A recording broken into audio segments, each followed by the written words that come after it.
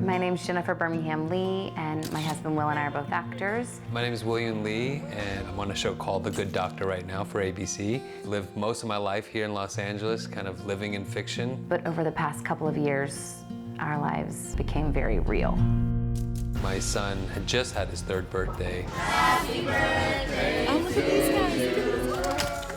I was in New York filming a TV I show. was putting Cash to bed and noticed that every time I asked him to pick up his water bottle, he would drop it.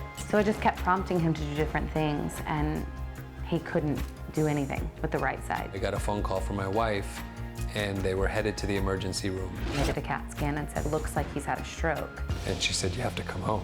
For the next 3 days, it was just every possible test you can imagine. I've never seen so many tubes and scans and things that he was attached to. The first thing one of the neurologists said was, It might be moya moya. and then I never heard the word again.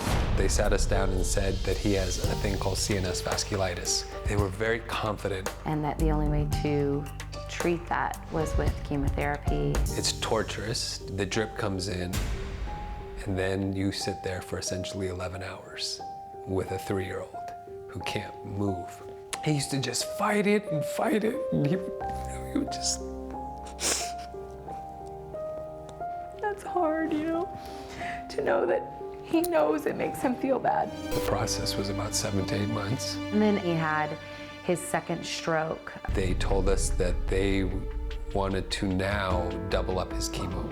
We're like, this is not the life we're gonna give our kid.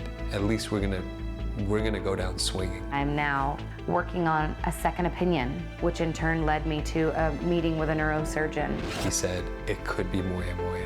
Everything flooded back in from the very first time we ever heard that word.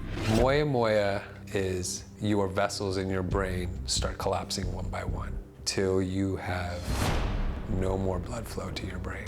After meeting with the neurosurgeon and having multiple tests, MRI, angiogram, he came back and said, You cannot wait any longer. He needs immediate surgery. there's not a word to describe the feeling of having to put your child through brain surgery. We knew we were on a ticking clock. The danger was if we were to not do anything, the clock would run out.